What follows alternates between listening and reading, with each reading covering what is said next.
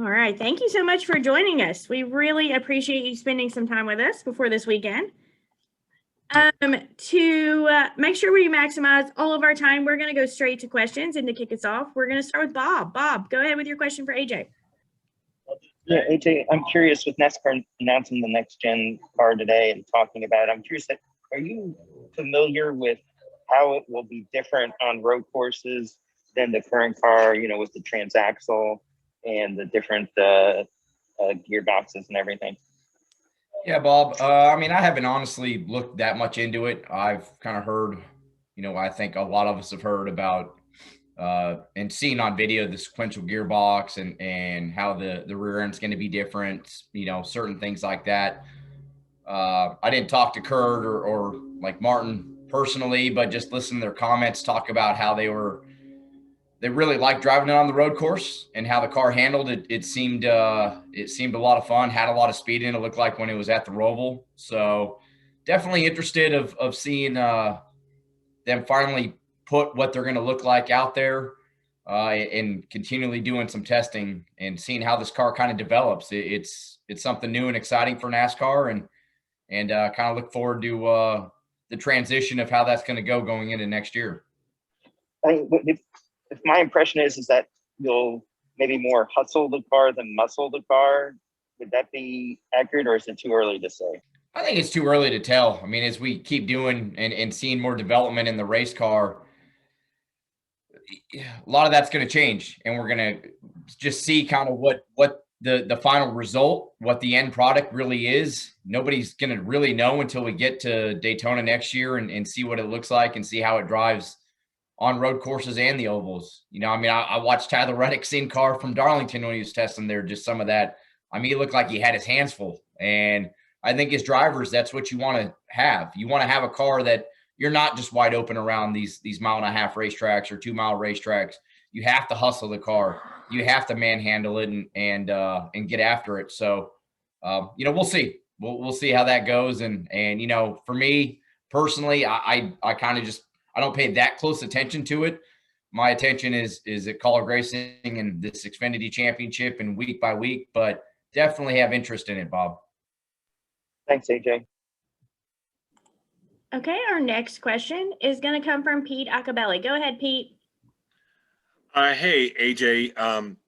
You've raced quite a bit at Darlington through the years. Last year when NASCAR came back, it was at Darlington for a couple of times. This year, there'll be some more fans, maybe in the pit area. Are we getting closer to pre-pandemic NASCAR than we are? And how do you feel about that trend? Yeah, I don't know what normal actually is going to be anymore, Pete. I hope it's back to the real normal, what we all knew, before March of 2020. Sorry if you hear my dog, by the way. She's staring at me. So, but yeah, and honestly, Pete, like anything we can do to get the fans back in, whether it's into the pits or into the grandstands, and get back to somewhat what was normal. And when it comes to at least the fan side of it, I think the schedule side of it's been kind of fun. You show up and a lot of these racetracks and you drop the green and it puts a lot of emphasis on the work that you do during the week, whether it's on the setup or as a driver trying to help develop the setup going into the weekend. So I've kind of liked the way we lay out the schedule, but when it comes to the fan side of it, we need them there. We need the fans. We need the partners back in the racetrack. That's a big deal too, is trying to get the people that are on the sides of our race cars and new potential sponsors, allow them back into the racetrack, because otherwise they have no reason to want to be a part of it. So having them there and seeing all the fans back at the racetrack, that is a huge deal. And hopefully this is a step in the right direction. And AJ, what do you think it means to have Darlington on the schedule more than once a year?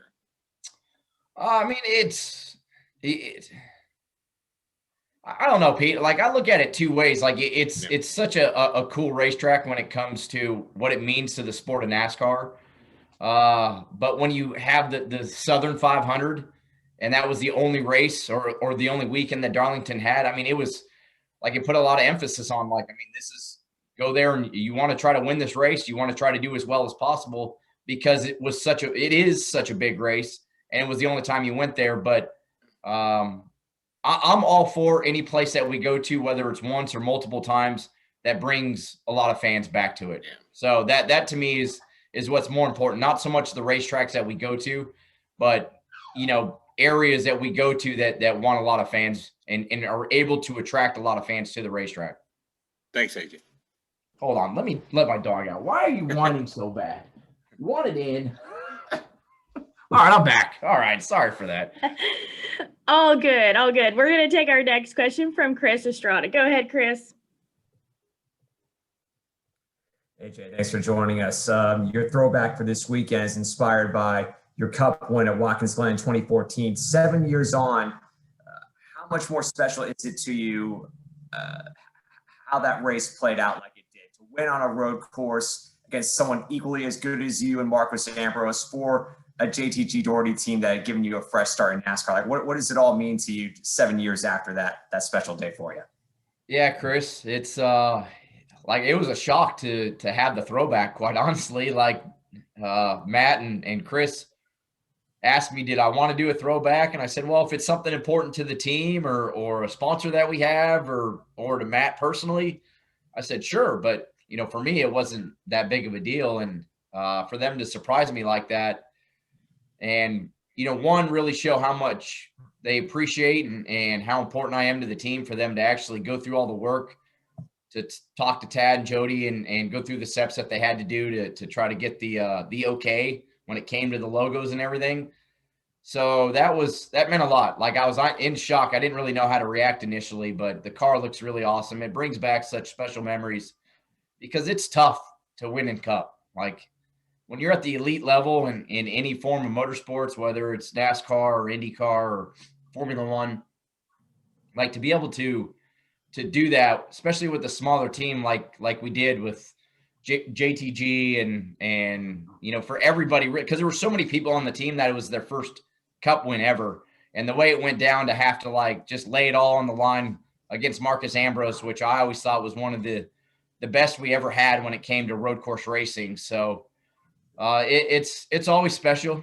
I'd be lying if I said I didn't go back and watch the video every now and then when I need that little pick me up to go out there and know that I can get the job done. And for Matt Collick, Chris Rice, and all the men and women at Collick Racing to put the effort in to do that for me for this weekend is really special. And Darlington's never been my best racetrack, so I really hope it brings a lot of good luck as well and go out there and have a great run with it. And just a quick follow-up, you kind of mentioned how it made this throwback made you feel as far as being a key part of the team. Is there a similar, how similar is that family vibe between what you had at JTG and what you have now with Colin? Yeah, I mean, it's there's a lot of like there. But in a way, so when it comes to the family side of it, it is very, very close to the same thing. Because for Tad and Jody, especially, and Brad, but for definitely Tad and Jody, man, it's all they had. I mean, that's their business, was NASCAR and trying to make the team work. And we were continually trying to grow it. And, I think for me, it was a bit different situation because I was trying to get back in the sport, and then I wanted to go out there, and I didn't know how long my career was going to be. So I was always pushing and stressed, quite honestly, about trying to make it to each year. So, on this side of it with Collick Racing, I mean, to me, it's a bonus because I didn't expect it initially. And, Matt, he just has so much fun with it. And Chris Rice has so much fun with it. And that trickles down into the race team where, yeah, the ultimate goal is, I mean, we're out there to win, but it's kind of a more loose feeling about it. Like, we know that we got each other's backs and that it's just, it makes it a fun atmosphere in that sense. And for me, it's a bonus to me. Like I didn't expect it, and I'm having fun with it. I don't really look towards next season and what that might look like. I'm just kind of living in the moment. And we have competitive race cars every weekend, and we know we can go out there and have a chance to win. So that makes it even better because at the end of the game, like, you want to win the race. And at Collick Racing, we're at the point now where I feel like when we show up at the racetrack, we are one of the organizations to beat, and that makes it very enjoyable when you show up to each racetrack. Thanks, AJ. Good luck. Thank you, Chris. Okay, we'll take our next question from Marty Sakala. Go ahead, Marty. Thanks, Marissa. I think that was you. AJ, thanks for the time, brother. Hope you're well. I want to go to now college racing going full-time in Cup Series. I want to get your thoughts on that first off, and then also any chance you've possibly talked with Chris or Matt about possibly making the return to Cup full-time next season. Yeah, Marty. I mean, it's awesome to see where this organization keeps growing to. I mean, I showed up in 2019. They were a single car team, and amongst myself and Ross Chastain and Elliott Sadler, Austin Dillon, like, they part-time a second car, and then it's grown into where we're 3 full-time Xfinity cars and running some Cup races. And obviously now with Matt really kind of putting it out there that the push is to go try to run in the Cup Series next year. It's fun to be part of the organization and watch it grow and hopefully be a small part of that growth of making it continually keep getting better. Matt is a guy that, I mean, he's got an athlete background. He was a quarterback in college, and he has grown to love the sport of NASCAR over the last 6 years that he's been in it.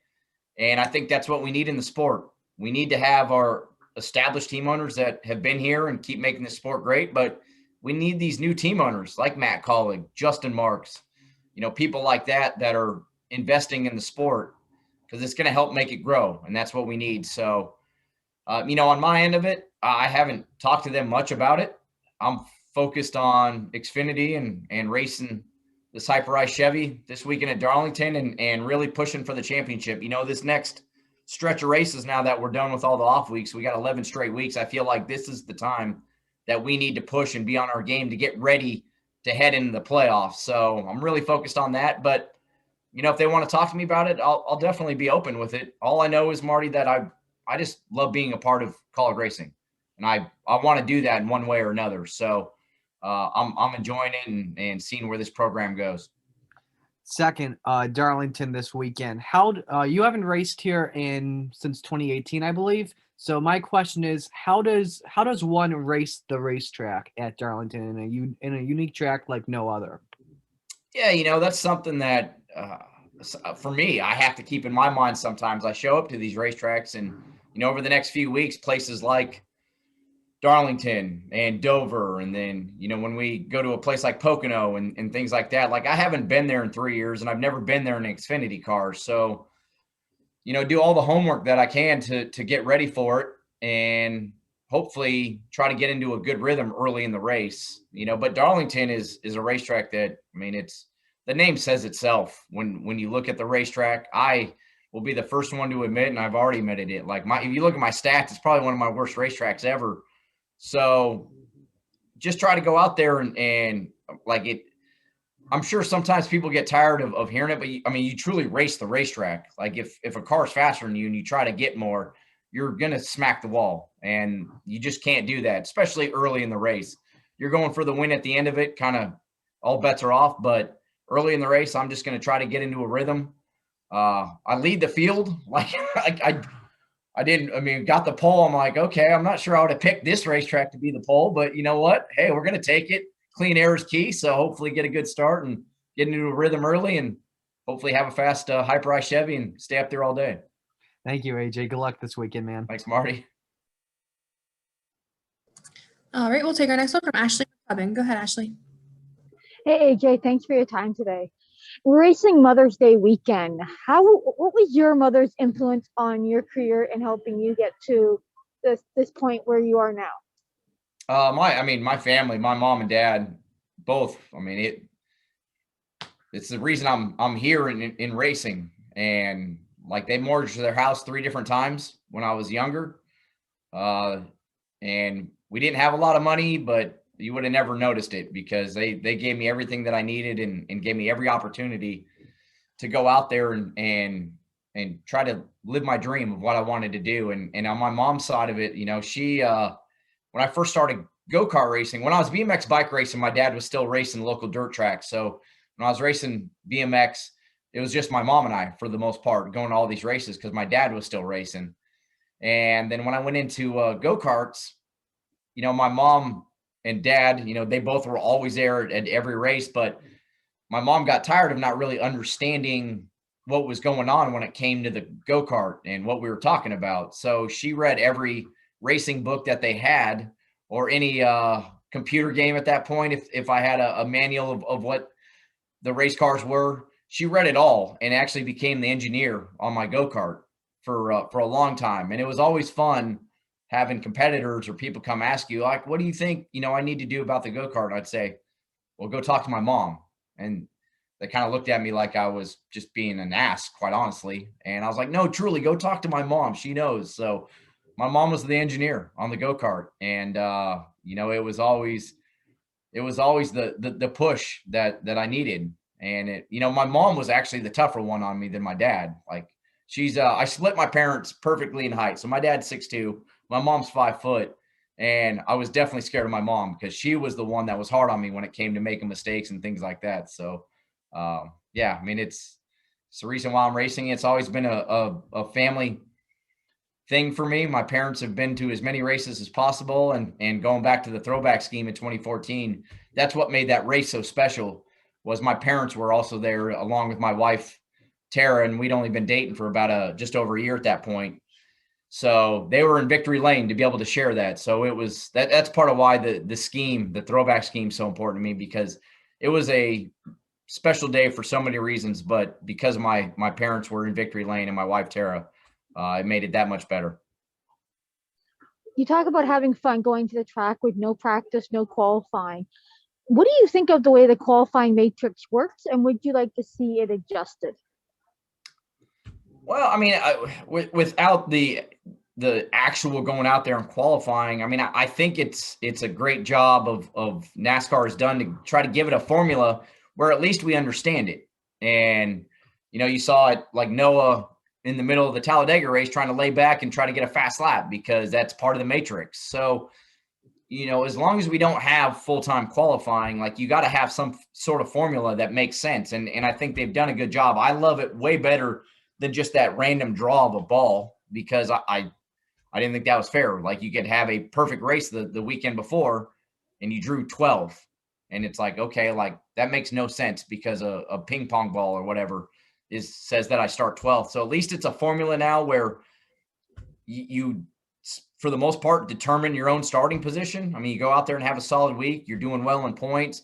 You put a fast lap in and things like that. You get rewarded for it. So I believe that this is the best thing that we can do compared to actually just going out there and qualifying.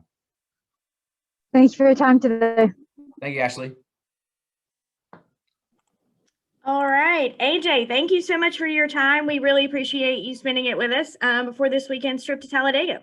No, I appreciate it. And as always, you're not going to Talladega. What'd you say? You're going to Darlington. I said Talladega, Darlington. but you're going to Darlington. Yeah, let's go to Darlington. Yeah, like, no, but I, as always, thank you and appreciate everything. And you know, it didn't get brought up, but the Xfinity Dash for Cash, Comcast and Xfinity, what they do for us and the local communities of what they're doing right now to raise money and donate money for the local kids to keep learning at a high rate. So thank you all for everything that you do. And yeah, I look forward to seeing you at Darlington. Yes, and best of luck going for that extra money as well. Heck yeah, It definitely. helps for sure. Yeah. All right, thank you so much. Have a great one. You too.